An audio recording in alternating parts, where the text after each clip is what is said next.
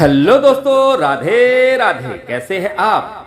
आशा करता हूं कि आप सभी स्वस्थ होंगे, मस्त होंगे और अपने अपने कामों में व्यस्त होंगे। तो दोस्तों, चलते हैं आज की नई कहानी की तरफ। महाभारत में अर्जुन ने कैसे किया था जयद्रथ का वध। अभिमन्यु के हत्यारे का अजब गजब तरीके से हुआ था वध। लगभग 5000 वर्ष पूर्व कुरुक्षेत्र में जब धर्म और अधर्म के मध्य महाभारत का युद्ध कौरवों और पांडवों के मध्य चल रहा था। यह कथा उस समय की है जब इस युद्ध में अर्जुन के निहत्थे पुत्र अभिमन्यु को जयद्रथ ने छल पूर्वक मारा था। उस समय अर्जुन ने जयद्रथ को मारने की प्रतिज्ञा ली थी कि अगले दिन या तो वह जयद्रथ का वध करेंगे या फिर आत्महत्या यानी कि अग्नि समाधि लेंगे। महाभारत का भयंकर युद्ध चल रहा था। अर्जुन युद्ध करते करते रण क्षेत्र से काफी दूर निकल गए थे। इस अवसर का लाभ उठाते हुए अर्जुन की अनुपस्थिति में पांडवों को पराजित करने के लिए गुरु द्रोणाचार्य ने चक्रव्यूह की रचना की। अर्जुन का पुत्र अभिमन्यु उस चक्रव्यूह को भेदने के लिए उसमें प्रवेश कर गया। अभिमन्यु ने कुशलता पूर्वक उस चक्रव्यूह के 6 चरण भेद लिए। जब वह 7वें चरण में प्रवेश कर गया तो उसे दुर्योधन, जयद्रथ आदि 7 महारथियों ने घेर लिया तथा उस निहत्थे अभिमन्यु पर टूट पड़े। जयद्रथ ने निहत्थे अभिमन्यु पर पीछे से जोरदार प्रहार किया। वह वार इतना तीव्र एवं घातक था कि अभिमन्यु उसे सहन न कर सका तथा वीर गति को प्राप्त हो गया। अभिमन्यु की मृत्यु का समाचार सुनकर अर्जुन क्रोध से पागल उठे। उन्होंने तभी प्रतिज्ञा की कि यदि अगले दिन सूर्यास्त से पूर्व उन्होंने अपने पुत्र की हत्या करने वाले कौरवों के जयद्रथ का वध नहीं किया तो वह आत्मदाह कर लेंगे।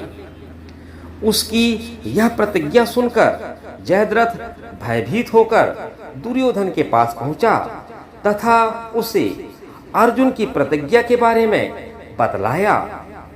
दुर्योधन जयद्रथ का भय दूर करते हुए बोला, चिंता मत करो मित्र, मैं तथा सारी कौरव सेना महान योद्धा कर्ण सहित कल महाभारत के युद्ध में तुम्हारी रक्षा करेंगे। कल शाम होने तक अर्जुन तुम पर पहुंच भी नहीं पाएगा। उसे शाम होने पर आत्मदाह करना ही पड़ेगा। महाभारत का यह युद्ध जब अगले दिन शुरू हुआ तो अर्जुन की निगाहें जयद्रथ को तलाश करने लगी, मगर वह कहीं दिखलाई नहीं दे रहा था। धीरे धीरे दिन बीतने लगा तथा अर्जुन की निराशा भी बढ़ने लगी कि उन्होंने कल जो प्रतिज्ञा ली थी उसे वह पूरी नहीं कर पाएंगे। अर्जुन की व्याकुलता देखकर उनके सारथी श्री कृष्ण बोले, पार्थ, समय बीत रहा है। कल तुमने जो प्रतिज्ञा ली थी उसे पूरा करने का समय नजदीक आ रहा है तथा कौरव सेना ने जयद्रथ को अपने रक्षा कवच में घेर रखा है। अब तुम शीघ्रता से कौरव सेना का संहार करते हुए अपने लक्ष्य की ओर बढ़ो। अपने सारथी भगवान श्री कृष्ण के ये शब्द सुनकर अर्जुन का उत्साह बढ़ा और वह जोश से युद्ध करने लगे, परंतु जयद्रथ तक पहुंचना बहुत मुश्किल था। संध्या होने वाली थी। तभी श्री कृष्ण ने अपनी माया फैला दी।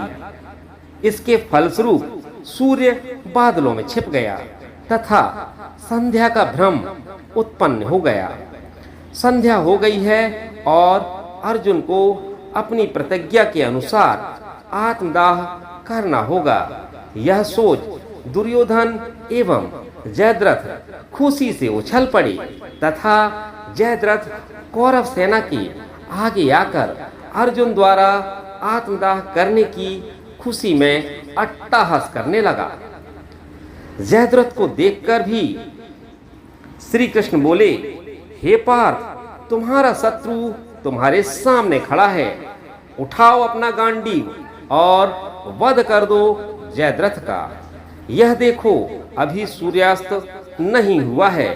यह कहकर श्री कृष्ण ने अपनी माया समेट ली। देखते ही देखते सूर्य बादलों की ओट से बाहर आ गया। सबकी निगाहें आसमान में सूर्य की तरफ उठ गईं। सूर्य अभी भी चमक रहा था।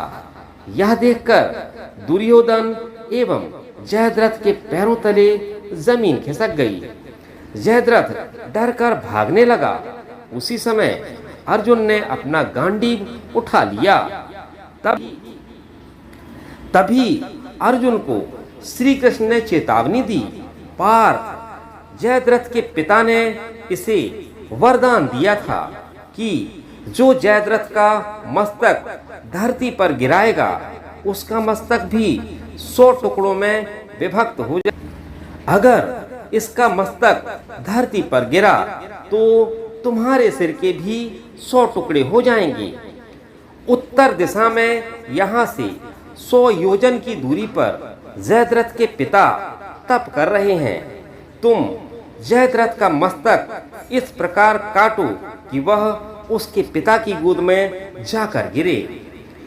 अर्जुन ने श्री कृष्ण की चेतावनी बड़े ध्यान से सुनी और अपने लक्ष्य की ओर ध्यान रखकर बाण छोड़ दिया।